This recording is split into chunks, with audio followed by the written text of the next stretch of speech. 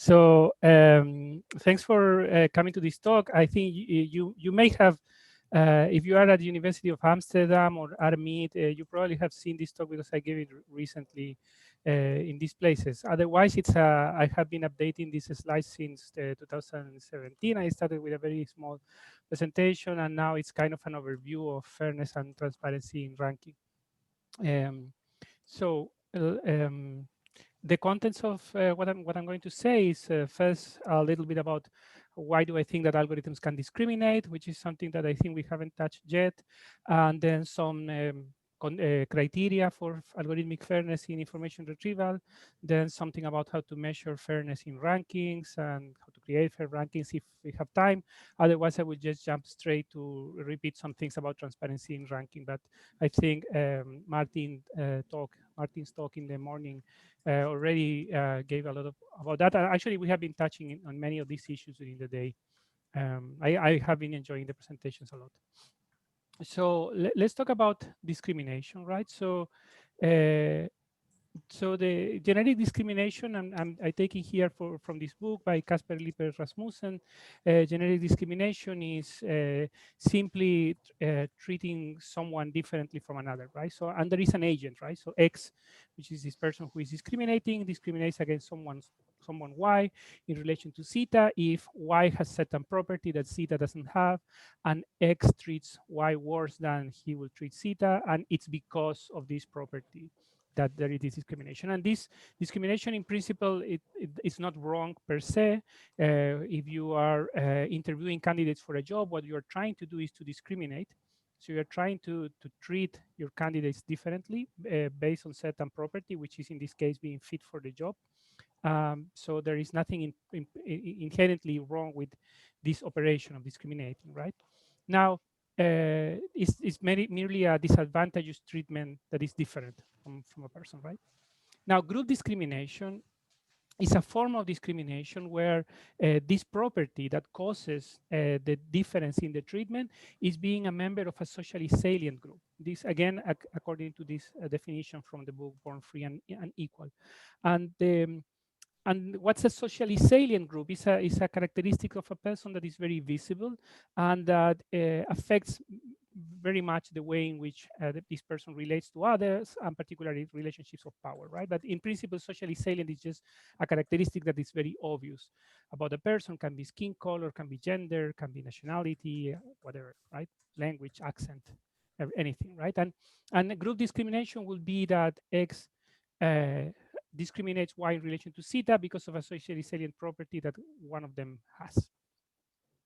And statistical discrimination is a form of group discrimination where the discrimination happens because X believes that there is a property that is statistically relevant for some purpose, right? Or whether it is statistically relevant or X believes that P is statistically relevant, right? So we're going from genetic discrimination to group discrimination to statistical discrimination.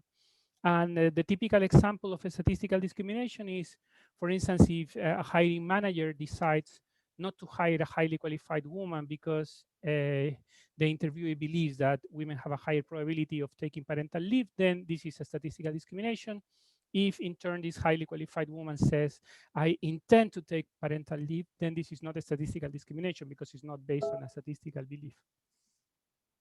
So now, if we take a statistical machine learning and we disregard intentions or animosity, think of a learning to rank system, right? We take a statistical machine learning and we disregard intentions of animosity, which is already a big step, right? And here there is an issue, I would say, of computer security, which is the fact that we need to disregard these intentions or animosity. We assume that there is no intention from the part of the developers, and actually, whenever there is a big case related to algorithmic discrimination, typically our first reaction as people who work in technology is to say, well, this was definitely not intended. And probably we are right. But the fact that we need to rely on being right or wrong in this assertion is already problematic from the computer security perspective. Now, if we disregard these intentions or animosity and we understand that statistically relevant means any information that for instance, a learning to rank system or a recommender system derives from training data, then we can say in these conditions, then we can say that an algorithm can engage in a statistical discrimination, which is a form of group discrimination, and that can be harmful for certain groups. So let's try to bring this into IR, and I think this is something that we have discussed today. The objective in IR used to be merely to provide the best relevant possible to the people who are searching, but we are starting to care about the items that are being searched, and we are increasingly caring about the items that are being searched, because the search engines, rankers, recommenders, they impact their success, right? And they can harm these groups, right? If you have a search engine to find a local business, then your search engine affects the business success of people. If you have a recommender system for music, or even if you have a dating application, you are also affecting the affective or the reproductive success of different people, and these effects may be differential, uh, and disadvantages for certain groups. Now, I will say that there is at least three criteria that, well, four, but three criteria for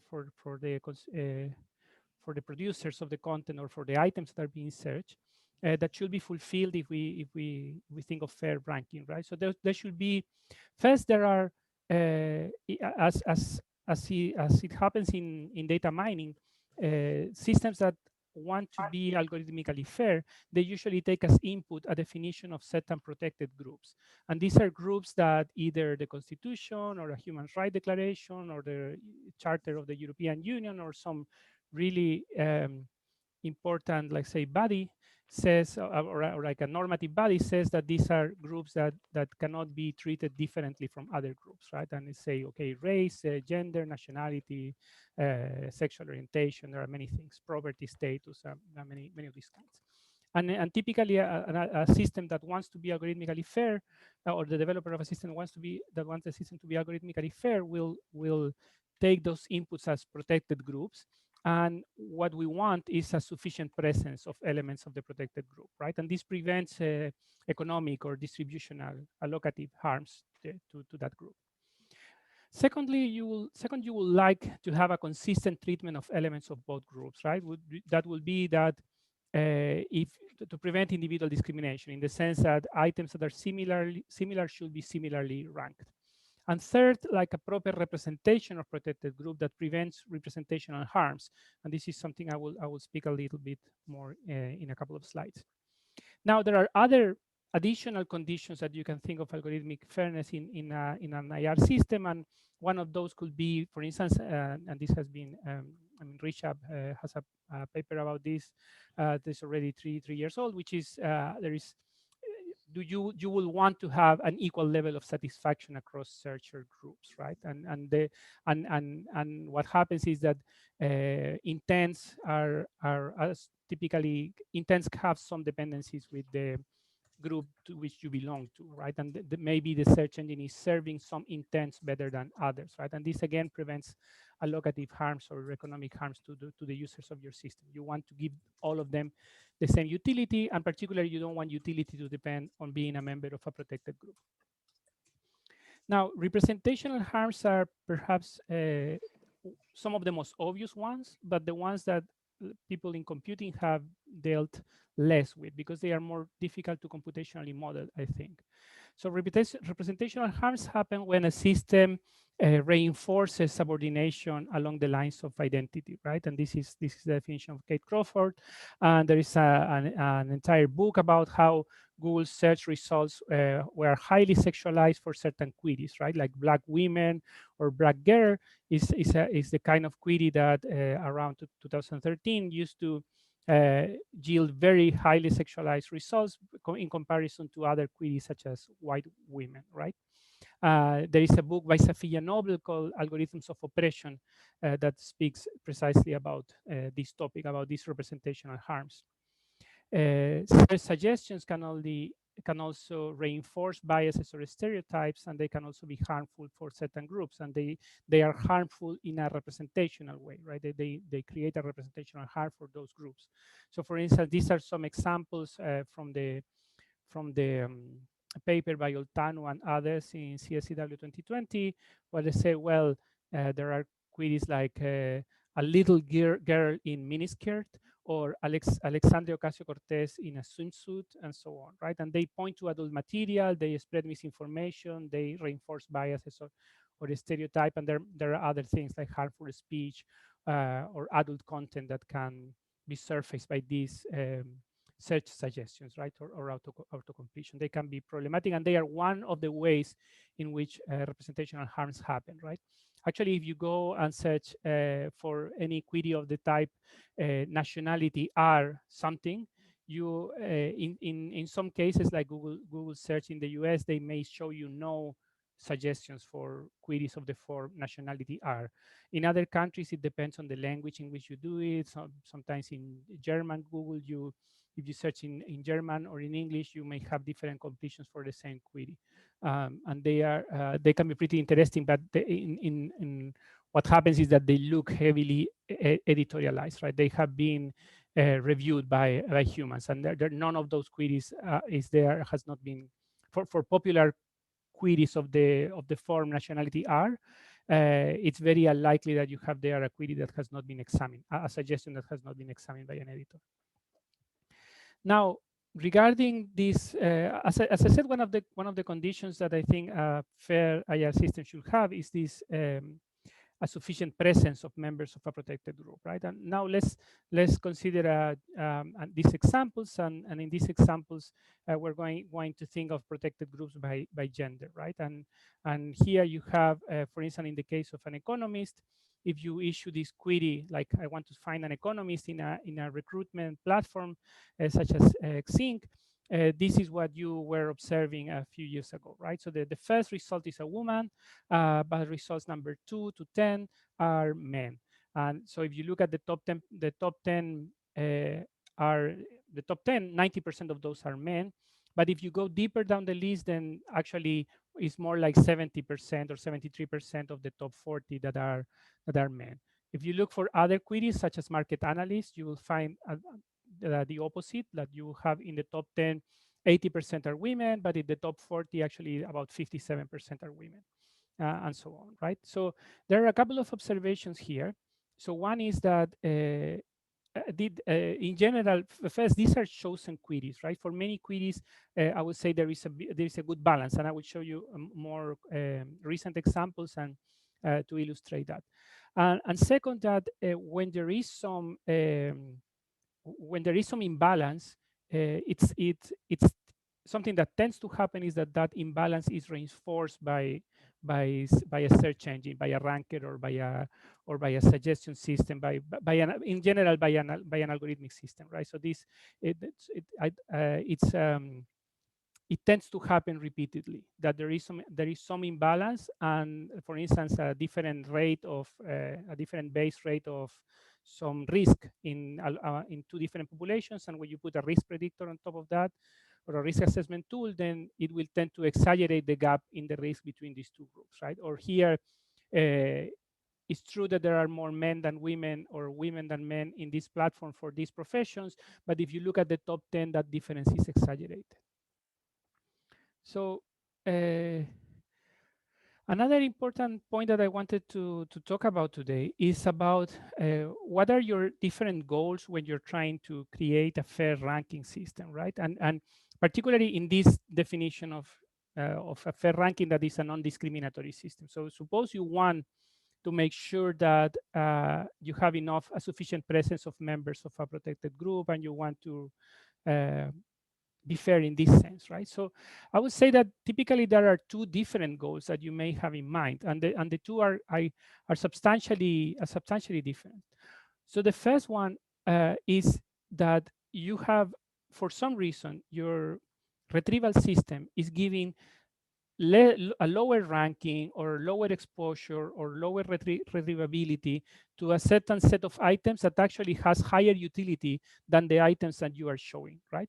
So your search engine is systematically, for instance, placing, I don't know, candidates that potentially will perform very well in a particular job and that belong to a socially salient group, is consistently placing them systematically in lower rankings or with lower visibility.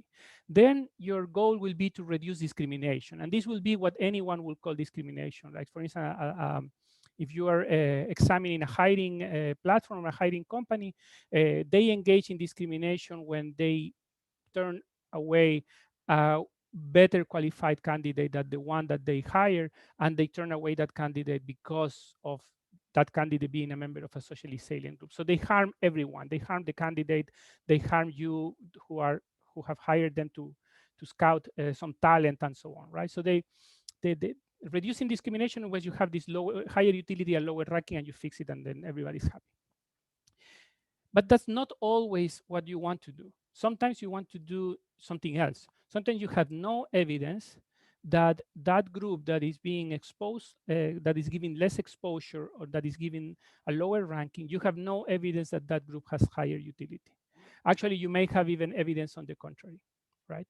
So you may have, for instance, suppose you are ranking candidates for a scholarship, and you know that historically your university has not accepted members of a particular group, be it women, foreigners, or people that are that somehow your university has been systematically turning away, and you believe that the graduation rate or the rate at which they complete the program, you have no evidence to say that they will perform better, or perhaps you even have evidence on the contrary, but you still decide to do that. And that's a different goal. And in that goal, what you're trying to give is equality of opportunity. You are trying to create equality, provide equality of opportunity. And that's different from reducing discrimination. So, and this is, I think, a goal that we, particularly if you work for a large organization, is something that you need to have crystal clear in your mind. Like, what are you asking your organization to do? Because in some of these cases, like for instance, when you have a bias that is harming everyone, that is harming the utility for the people who are searching and for the people who are being searched, and so you have to reduce discrimination, then the case that you have to make to your employer or the institution is much easier. It's a much easier case. Maybe you want something else. Maybe you want to provide equal opportunity and you want to equalize the representation of different groups, even in the absence of information that this other group that is not being featured prominently by your recommender or your ranker, uh, even in the absence of information that they have better utility, right? You just want to do it because you want to provide equal opportunity to groups. And that's a different thing. And that may come from, maybe justified institutionally by a legal mandate or by a voluntary commitment. And it's a bit harder to sell. And now, if you want to go the next step, which is to ensure that technology embodies certain values, then your case will be a bit harder. And I think many of the people who are today present at this workshop have some egalitarian, let's say, ideologies, and I think this is I think one has to be very transparent about that, right? We have certain egalitarian ideologies, perhaps consciously or unconsciously, and in different extent and in different directions and in different conception of what is egalitarian, right? But we have our values, and we may want to create technologies that embody these values, and then getting to agree on what are the values that we want to embody in these technologies, and it's a tricky thing to do, right? Particularly in a large institution. So another very general element that I will mention today is what are the sources of this discrimination, right? Where does it come from? And there are two very obvious sources, and I think I don't need to tell you more about much about those, right? So first, your editorially or your expert provided training data might be biased. So maybe you hired only labelers or experts from a particular region. They have blind spots, and they cannot see the relevance of certain pieces of content, whatever, right? You have biases in the expert provided training data, or you have biases in your user provided training data, the clicks that you cannot you cannot assume that your users don't have their own inherent biases, right? They are attracted to clickbait content. They may be racist.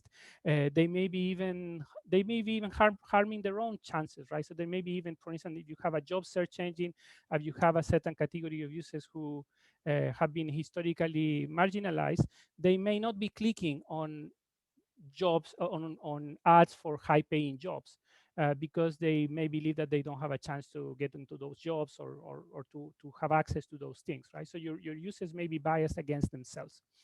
And a more subtle, I would say, source of bias is document construction, right? So for instance, there are some studies on LinkedIn showing that men and women complete different sections of their profile at different rates, right? So one group will stress much more their skills and will make sure that they have a very complete section of skills in their profile. Another group may have a very complete section of past experience. And if you train the same ranking system over a corpus containing these two types of document, maybe your ranking system will serve one of those types of document better than the other, right? Will be more accessible, will rank higher, and so on, right? But if you use a single set of parameters for both documents, so that's a potential source of bias that I think it has not been examined much, I would say. So how do we measure this, whether this is happening or not, right? So typically you will need a protected group or several protected groups that are categories of historically and currently marginalized people. This is application dependent, but it's not arbitrary. It comes from law or constitutions or charters, etc. And you will have this protected group, and you want to ensure sufficient presence of this group, or you want to ensure a consistent treatment, right? Some of the things that we usually care that we have usually measured, right, and that are somehow easier to measure for us than let's say representational harms. So I would say there are at least three classes of methods for measuring the presence of these groups. And one could be, you can call this a rank weighted exposure, methods based on randomized merging that are probability based, and methods based on pairwise comparison, right? Um, and I'm happy to discuss if this taxonomy makes sense or not, right? And now, today, I have to admit, today I heard about this concept of retrievability, which is 10 years old, and actually it contrasts very well with this idea of rank-weighted exposure that I'm going to show you next, right? So the first and perhaps the most directly applicable measure of, let's say, um, you could say fair representation of a group is simply to do to make sure that both groups are seen to the same extent by searchers, right? And you can say, well, I'm going to discount I'm going to have a coefficient for every position, which is the visibility of that position.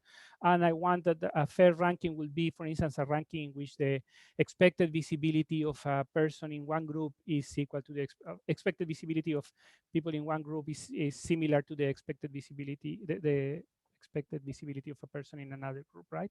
And there are many ways in which you can define this. You can apply a log discount or whatever, right? You can define this arbitrarily. There are many different measures in which this has been proposed, but basically the idea is the same, to have some position discounted exposure, right? And I think and this is a really important issue because because it may happen that the differences in relevance between two groups are much smaller than the difference in exposure that you apportion when you sort people by the relevance, right? So this is, I think, is a very nice example by Singh and Joaquim's, where they say, well, suppose that these candidates have been evaluated in a very objective manner for a job, right? Suppose they have to transcribe documents, and this is how many words per second they can transcribe, right? And it has been measured very accurately, and this is what it is. And you don't want to provide equality of opportunity, you just want to provide, for instance, equality of exposure. And here what you see is that if you apply a log discount on the exposure, then the average relevance of the two groups is separated by a small gap, but the average exposure of the two groups is separated by a big gap, right? And a fair ranking in this case will be a ranking that apportions exposure in a manner that is proportional to relevance. And this is what I think is a very popular way of seeing things, like and this utility normalized exposure, right? When you want the ratio of exposure to utility to be constant across different groups. I would say the definition on top is with several variants is a very popular way of seeing disparate exposure in rankings, right? And the objective is to have the same exposure, utility normalized exposure for people in different groups.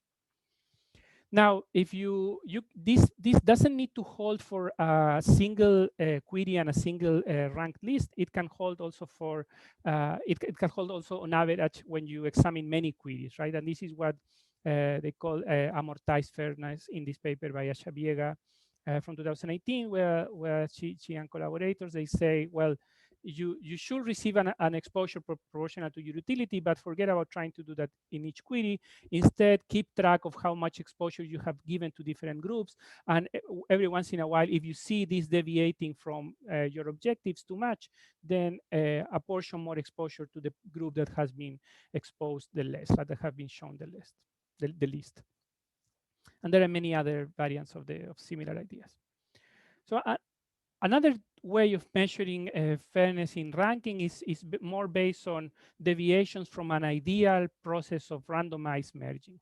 And this is the process. So suppose you start with two lists that are ranked separately. Let's talk about men and women in this example because it makes things easier. So you have two lists and they have been ranked separately, and you have this randomized merging in which with probability P, you pick an element from the protected group, in this case women, and with probability 1 minus P, you pick the top element from the other group, and you proceed in this way. And you can have, these are three realizations of that process with three different probabilities, right? And so in this second family of measures of fairness in a ranking, what you want to check is to what extent this list is plausibly created by a randomized merging process, and what is with a certain probability, right? So you're given a ranking, and you're giving a probability, and you're asked whether this ranking could have been produced by a randomized merging process with that probability for the protected group, right? And here we have, well, I'm going to skip this so that I have time for the other things, but you have basically an application of a binomial test with some um, adjustment for the fact that you want to check this for many different prefixes, right? So you do not need the good thing about these metrics that are based on probability is that you don't need to set a particular number of elements that are going to be examined by users, right? You assume that the user will stop at a certain point, and you don't know at what point they will stop scanning your list. But you make sure that whatever is the point at which they stop scanning the list, they have seen a sufficient number of members from the protected group, which means that they have seen a number of members from the protected group that is compatible with that passes, let's say, a binomial test with the probability that you were given and some significance level that you need to provide as input. So the interesting thing is that this can be applied to lists of different lengths. So this is some result that is from a master student of mine that she went to LinkedIn and Viadeo, which are hiring platforms, and she searched for the same profession name in different translated to French and in Spanish, in French, and in English. She searched for the same profession name, like a surgeon or a scientist or a postman or an architect in two different search engines, and LinkedIn and Viadeo, and she noticed what was the maximum P with which you will pass the fair representation test. And what happens, and I think the overall result is that the presence of women in this platform varies substantially from one country to another, but moreover, that even for the same country, two different search engines can give you a completely different representation of women. And something that I find more problematic, and it was kind of a byproduct of this research, is that in languages that have a gender for professions, such as Spanish, and where the masculine is considered to be neutral. So, for instance, if I say profesor, which is the male, the masculine for professor, then the Royal Academy of the language says that this stands for both men and women. But for these search engines, it doesn't happen like that. And they perform an inconsistent expansion of the query. So some queries, even in the same search engine, some queries are expanded from the masculine to the masculine or the feminine, and some queries are not. So you don't realize until you have issued the query. So there is a very heavy problem here of inconsistencies across and within the search engines in the treatment of these things.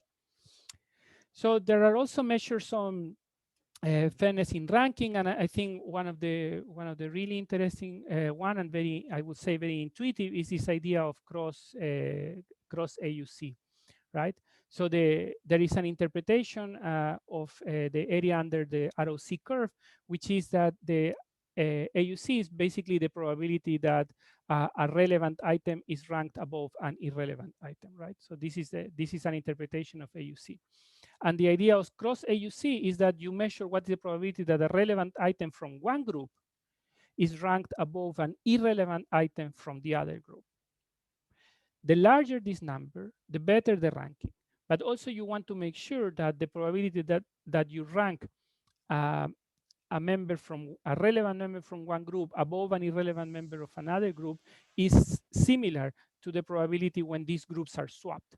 Right? So you don't want to consistently perform very well when it's about placing, for instance, a man ranked above a woman. You want that performance to be the same performance that you have when you decide to place a woman above a man. And that has nothing to do with how many relevant items are in each collection or nothing. It's simply a measure of that you have a certain parity of errors in this case, and that's why I find this measure so interesting. And there is a similar measure that is by Boutel and others in 2019, where they observe the clicks and they say, well, it's not, I don't know what's relevant or irrelevant, but I want to make sure that I'm going to assume that the elements I picked are relevant, and I want to have more clicks. The probability that I have more clicks in one group of the other is this should be the same independently of which groups I decide to have. It's again a measure of equality of errors.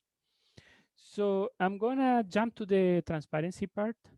Um, so this has more about learning to rank and learning from clicks and other things, but it's and basically perhaps the only thing I need to show from this part, or the key part that I need to show here, is that when you want to create a fair ranking, you usually yes, sorry.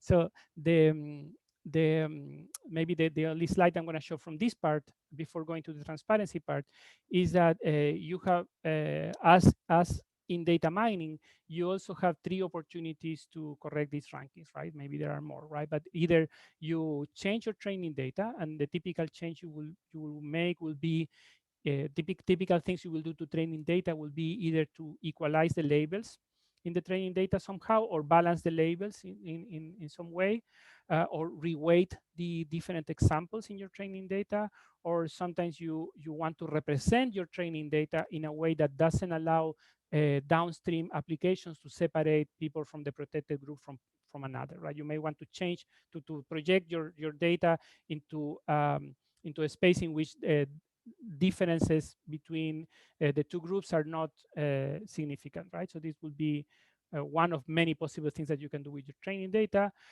Post-processing methods are the easier to create, and basically there what you do is that you re-rank the output of your system in such a way that passes some algorithmic fairness test for rankings. And the third kind, which is the most difficult to do, is because it requires understanding how your ranker is being learned. Typically, for in a learning to rank setting, you will do an in-processing method for algorithmic fairness, which will be to introduce a penalization for disparate exposure or for disparate treatment of groups, right? So as you are learning and optimizing learning your ranker, you will introduce some terms to penalize that different groups have different exposure, for instance, right? And there, in any case, you have these three opportunities these three opportunities for intervention if you want to create a fair ranking. So let me go to a couple of things I want to say about transparency. And again, we had talks about transparency today. I want to point out something that is like advertising transparency is becoming kind of transparent. Like for you, if you have been using Google for more than 10 years, you may have noticed that today it's much more difficult to realize if something is an ad or not. But that was not the point I wanted to make. My point is more about this guy. So there isn't as many of the things he claimed during his period in the presidency of the U.S. This has no basis, of course, right? And it is the idea that he said, if I search for Trump news, then I see left-wing media on top and then conservative media on the bottom, right? So they put CNN very prominently, but Fox News, for instance, is not very prominent, right? So what's happening here? And what I find most problematic here is that there is no way we can we can tell him that he's wrong. Not that he cares, but there is no way that we could prove that, right? So how would you prove that actually this is not happening, right? Besides having trust in Google employees or the people who manage the training data or the evaluation data for that particular search engine, right? So we need to trust them, and that introduces a huge computer security problem. And so here I think what concerns me is that this assertion has no way of being falsified, and it is most likely false. But how do we do that, right? And and and this is problematic because rankings are, especially algorithmic ranking, they have consequences, right? So for instance, Zeynep Tufekci, she says, well, if you attend a mass demonstration and then you see that this demonstration is not shown on TV, then you can claim very obviously that the TV is censoring the demonstration. But what happens if this doesn't appear in your Twitter feed or your Facebook feed, right? How do you know that this was just not considered algorithmically relevant for you, but was not suppressed as news, right? So this is really, I find it really problematic, right? So people, I think transparency for ranking, I find this idea very neat, the idea of having some sort of nutritional label, because nutritional labels are a way of conveying very technical information in a manner that is standardized and that is kind of helpful for everyone, right? And I can imagine the genesis of nutritional labels for food, and people saying, well, are you sure that people understand what is magnesium? If you ask them what is magnesium, they have no idea. They do have no idea how much they should take, and so on. And somebody will say, well, they will learn, right? They will learn. And if particularly if we provide a consistent message and we tell them, okay, these are the things that we're going to show in the nutritional label, and this is we're going to show the recommended daily intake, and we're going to normalize things, even we're going to normalize the font and the color so that people learn over time. And I think this is a very neat idea for ranking. And there are some methods for transparency in ranking based on perturbations, based on creating a simpler model and showing it, which is a very old idea in algorithmic transparency. There are many methods, and you heard an entire talk in the morning about that. What I will only claim is that transparency is important for various reasons. One is, as I said, we all have this, many of us have these egalitarian ideologies. I would say the majority of the people attending the workshop, and we may be tempted to sneak a positive affirmative action, whatever, to impose, to put our values in these technologies, and that needs to be done absolutely, but with a broader agreement of what are the values that we want to put in that technology. And transparency can actually help us in that way. If we can demonstrate that this ranking is better than this other ranking in this particular sense, right? And provide good explanations about how those ranking came to be. And it also can help us to avoid certifying an algorithm that is part of an unfair system, right? Particularly if we can display, if we can have transparency in a much understand much more broadly, which is that to understand what is the training data that is being input, what are the consequences of our rankers, what are the utility that different populations are experiencing, and so on, and the visibility that they are getting, and so on. So, okay, I think that fairness in information retrieval and recommender system, despite all the advances, is less studied than in machine learning and data mining, who they have been doing these things for perhaps they have a few more years of lead time, particularly data mining. Sometimes fairness in IR involves solving some nice, exciting algorithmic puzzles. Often it involves like stepping back and looking at the system from a broader perspective, particularly engaging with the people who are affected by these systems, right? And thinking, okay, what is the problem that you're trying to solve? So are you trying to remove discrimination, which means that you're trying to improve things for everyone, or are you trying to provide equal opportunity, which means like say boosting the visibility of a group, even if you don't, even if you're not sure of, you have no information that will provide better utility for the people who are using your ranker or your recommender. I think that's it. I can recommend you the Fair Information Access tutorial of Mike Ekstrand, and there are many talks in the FACT conference that happened a few days ago. So I also invite you to take a look there. That's it. Thanks, Udo. Thank you very much. I thought you were joking when you said you have 70 slides. Thank you very much. So we do have, there's at least one question. There's perhaps just one observation that I had, which is interesting. Going back to what Martin said about counterfactual explanation. So you mentioned these three different sources of bias. You said expert-induced bias, individuals who provide information that is maybe just not good enough, and also almost third one, or the representation. So I guess the second one of these, where you have individuals providing maybe information that is not sufficient or not good enough because they're too modest or they just don't ask for enough money, maybe that's an area where this counterfactual explanation could perhaps help addressing that aspect. But I guess it will be Yeah, it's becoming problematic. very fashion. I mean, it's certainly fashionable. It doesn't mean that it's bad, but it's certainly fashionable. Like I think it was the buzzword at fact this year, like counterfactual. Uh, Certainly that, right? But I would say that. I don't know. There are still many open things. For instance, what do you do when you have multiple protected groups that overlap? Like how do you deal with the combinatorial explosion of different protected groups that are at the intersection of different categories? There is little work on representational harms, and I think some of those maybe it's possible to model them computationally. And there is perhaps one or two papers on consistency in rankings, like to having rankings that are individually fair.